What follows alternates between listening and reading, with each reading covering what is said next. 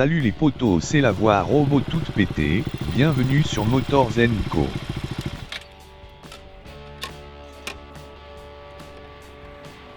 C'est quoi ce machin? Ça, c'est une Vitpilen 701 de Husqvarna avec laquelle je roule depuis 2 ans et que j'ai acheté 7200 € avec 800 km. Pourquoi t'as acheté ce truc? Parce qu'au moment où je l'ai acheté, je sortais de 2 ans de permis A2 avec une MT-07 et que je cherchais quelque chose d'un peu plus exotique et qu'on croise pas à tous les feux rouges. Bah tu m'étonnes. Et pourquoi pas une autre? Alors du coup à l'époque, ouais, j'avais 2-3 modèles en tête, notamment j'avais hésité à la base avec une FTR 1200 chez Indian, qui est un peu dans le même état d'esprit dans le sens où c'est Un quoi? Je vais pas dire scrambler, mais c'est pas du tout un scrambler.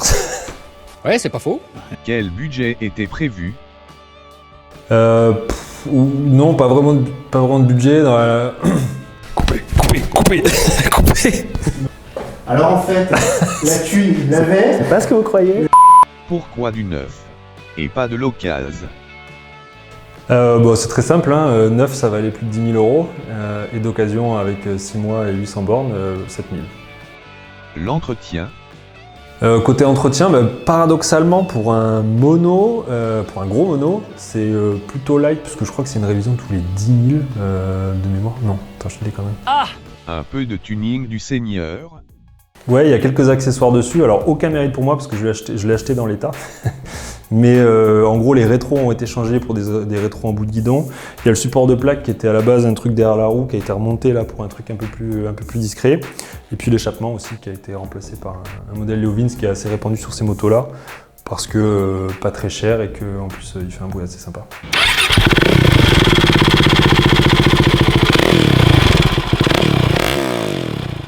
Ça fait plaisir.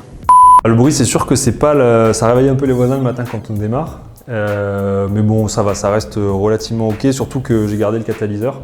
Du coup, c'est pas forcément pire que certains gros scooters qu'on va passer tard dans les rues le soir. C'est honteux! Et la cote? La cote, du coup, alors c'est une moto qui était assez chère à la base, du coup, c'était vendu plus de 10 000 €, donc c'était bien au-delà de ses concurrentes, on va dire, dans la gamme un peu mid-size. Donc je soupçonne que ce soit vendu avec des fortes remises en neuf. Aujourd'hui, la cote en gros pour un modèle pas trop kilométré, on va dire moins de 5000 bornes, ça tourne à peu près aux alentours de 7000 €. Ça se stabilise un peu dans ces eaux-là.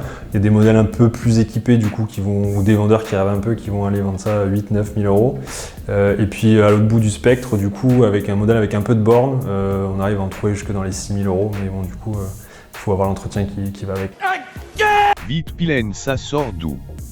Alors la Vitpilen, c'est un concept qui a été présenté à l'EICMA en 2015, qui avait pas mal plu à l'époque, pas mal interpellé, tout simplement à cause du look, qui était assez futuriste, et que Husqvarna a sorti 2 ans plus tard quasiment à l'identique, en prenant la base d'une Duke 690 de chez KTM, parce que Husqvarna appartient à KTM. Et ils l'ont particulièrement bien camouflé, mais ils ont gardé grosso modo la même partie cycle, le même moteur, auquel ils ont greffé quelques équipements supplémentaires, genre un shifter, et quelques trucs en moins, genre un compteur pourri à la place du compteur couleur de chez KTM. Mais voilà, et qui a pas fait, qui était un peu, qui a une distribution un peu confidentielle, on va dire, parce que c'était plus cher que KTM et que c'était encore moins pratique. On en parlera tout à l'heure du côté praticité qui est un peu limité. Mais voilà, qui fait du coup son exclusivité et qui, je pense, en fera un collector un jour. Ah oui, et pour préciser le petit côté cocorico, en fait, donc la moto elle a été designée chez le studio Kiska, qui est en fait le designer de toutes les KTM et toutes les Husqvarna. Et le mec qui a fait ça, en fait, c'est un mec qui s'appelle Maxime Touvenin, je crois, et qui est en fait un designer français. C'est quoi cette merdouille? Ouais, j'ai un Clio derrière, c'est un peu l'histoire du moment du coup qui s'est mis à arrêter de fonctionner. En fait, il y a des clignots LED d'origine sur la moto. Il y en a un qui s'est mis à fonctionner par intermittence, puis qui du coup a fini par s'arrêter complètement. Et en le démontant et en essayant de le remplacer, en fait c'est pas du tout le clignot lui-même qui est mort, c'est la petite résistance qu'ils ont mis derrière, classique sur des clignots LED. Sauf que là la résistance c'est un circuit imprimé qui est impossible à trouver. En tout cas, si quelqu'un sait, faites-moi signe. Donc voilà, du coup je cherche encore une solution à ça, mais je pense que je vais finir par acheter une paire de nouveaux clignots simplement derrière parce que impossible à remplacer. C'est un café rasseur à la con. Ta gueule! Alors ça, c'est sûr que au bout de 100 bornes, ça commence à faire un peu mal aux épaules. Au quotidien, ça me gêne pas plus que ça, mais c'est sûr que voilà, c'est question confort. C'est sûr que c'est pour faire des bornes, traverser la France en duo, c'est pas du tout le bon choix, notamment en rapport à la position de conduite qui est assez en avant et qui, pour les personnes, on va dire, de plus petite taille, risque de poser un peu de soucis. Moi, je fais 1m85 et honnêtement, ça va à peu près. En plus de ça, le côté mono peut faire peur au niveau comportement et vibration. Finalement, là, c'est un moteur qui est assez connu chez KTM. C'est le LC4 hein, qui a déjà un peu d'existence, donc qui a été fiabilisé, qui vibre pas trop, qui prend des tours, qui est relativement puissant. Donc honnêtement, pour moi, ça fait tout à fait le job. Nous sommes actuellement dans les sous-sols toulousains. Trafic en tout genre. C'est un reportage de Bernard de la Bandoulière. Quelle autonomie? Autonomie, du coup, on est entre 150 et 200 bornes selon comment on roule. En gros, la conso, c'est entre 4,5 litres et 5 litres au 100, quoi, donc c'est assez confort. Vas-y, je reprends. Ça sert à quoi? Bah là, clairement, son terrain de jeu, c'est les petites départementales, les petites routes de montagne. Honnêtement, le couple du moteur fait que c'est un vrai régal du coup à emmener en virage. Et du coup, ça se permet même d'aller tâtonner des motos bien plus grosses et bien plus puissantes. Parce que ça fait que 75 chevaux, mais honnêtement, vu le poids et l'agilité, rien à dire. Ouais, pardon. Vous me recevez? Les défauts? Défaut, du coup, il y a quelques petits soucis de fiabilité qui sont connus, récurrents, qui sont sur quasiment tous les modèles. La bonne nouvelle, c'est que ça a été résolu par des rappels. Il y a notamment le récepteur d'embrayage qui a tendance à fuir et qui du coup peut faire que vous vous retrouviez sans embrayage au milieu de nulle part, ce qui m'est arrivé. Donc ça a été pris en charge par un rappel chez Husqvarna, donc il suffit juste d'aller de le faire changer en concession. Autre petit défaut de fiabilité, c'est le réservoir. Alors moi j'ai pas eu le cas, mais du coup le plastique du réservoir a priori était un peu fragile et ça pouvait faire des fuites d'essence, ce qui sur une moto qui chauffe relativement peut être un peu dommage. Donc là c'est pareil, il y a un rappel que je viens juste de faire d'ailleurs, et où il remplace le réservoir par un truc un peu plus renforcé, qui a le défaut de faire perdre 1 litre de capacité sur un réservoir qui fait déjà que 12 litres à la base. Donc heureusement que la moto consomme pas grand chose parce que voilà, sinon en autonomie ce serait un peu limite. C'est pas cool, mec. Les qualités? Qualité, pour moi la principale c'est que c'est une moto qui est hyper fun, du coup le moteur participe beaucoup à ça, c'est un moteur qui est évidemment méga coupleux comme un mono, mais qui est aussi assez civilisé, du coup qu'on peut quand même utiliser au quotidien sans forcément avoir la tremblote et trop subir les vibrations à bas régime. C'est un moteur qui a même un peu d'allonge, je crois que ça arrive à 10 000 tours, donc c'est plus les monos d'il y a 30 ans. La partie cycle est impeccable aussi, honnêtement, rien à reprocher là-dessus. C'est une moto qui est très légère, ça fait 157 kg à sec je crois, donc en gros moins de 170 kg tout plein fait.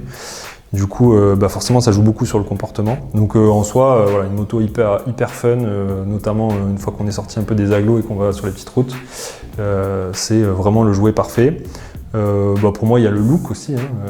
Je suis hyper fan du design de cette moto. C'est un truc qu'on retrouve chez nulle part ailleurs, chez aucun autre constructeur. Donc voilà, il y a aussi ce côté-là qui est plutôt sympa. Et puis globalement, pour le prix en occasion, je trouve que le package est quand même plutôt réussi par rapport à d'autres concurrentes. Et donc ce qui était à la base un argument contre devient plutôt un argument pour quand on voit aujourd'hui la cote en occasion. Le mec qui rentre là, il se dit putain, mais ils doivent tourner un Jackie et Michel. La fiche technique. Bon, du coup, côté fiche technique, base de KTM 690, du coup, le monocylindre de 690 cm3, comme son nom l'indique, ça fait 75 chevaux, 72 Nm de couple. Pour un poids qui est assez léger, ça fait 157 kg à vide. Voilà, donc ça c'est le modèle 2019, c'était les premiers qui étaient sortis dans ce coloris gris et avec les jantes à bâton. Ils l'ont restylé en 2020 avec un modèle qui était, le réservoir était bleu nuit et l'arrière de la moto était blanc, et puis ils ont mis des jantes à rayons, du coup, donc un modèle un petit peu différent. Et ce modèle là je crois a duré qu'un an, puisque maintenant ils l'ont arrêté, elle est plus produite. Une anecdote. Petite anecdote du coup qui est liée aux quelques petits soucis de fiabilité qu'il y a eu sur ces motos-là. Donc il y a eu 3 rappels. Le premier c'était le réservoir, le deuxième c'était le récepteur d'embrayage et le troisième c'était un souci qu'il y avait sur le support de plaque. J'ai jamais compris ce que c'était, mais bon apparemment il y en avait un. Et donc le premier rappel je l'ai reçu 6 mois ou en tout cas moins d'1 an après avoir acheté la moto. Et donc j'ai pris rendez-vous chez mon concessionnaire Husqvarna du coin, un concessionnaire de... Et donc je l'ai déposée, elle est restée 2 jours. Et donc je la récupère, tout allait bien, mais bon, rien signalé de spécial. Et puis finalement, 1 an après ça, donc c'était récemment, c'était l'année dernière, je reçois les 2 autres appels, donc récepteur d'embrayage et support de plaque, et donc je la ramène du coup chez un concessionnaire différent, puisque du coup Husqvarna a maintenant réintégré le concessionnaire KTM. Et quand ils regardent sur leur système en interne, ils me disent « c'est bizarre, le premier appel, on n'a pas trace du fait que le réservoir a été remplacé ». Donc du coup j'ai laissé, ils ont fini par ouvrir, donc le réservoir était celui d'origine qui a priori n'a jamais été changé. Et donc voilà, ils ont fini par devoir en recommander un, et puis m'ont fait les 3 rappels en même temps. Ce qui a pris un peu de temps, je pense que c'est lié pénurie de pièces en ce moment, mais en gros les pièces ont mis quasiment 6 mois à arriver quoi. Et il a fallu finalement que le récepteur d'embrayage lâche et que je me retrouve en rade au bord de la route pour que je m'en trouve un du jour au lendemain miraculeusement, donc bon voilà. Ça y est, c'est fiabilisé. Merci frérot et à plus. Dans le bus. J'adore l'humour. Salut et bonne route. Si vous voulez participer les frérots, il faut nous contacter. Bisous. Il faut que je parle, que Dude est un enculé.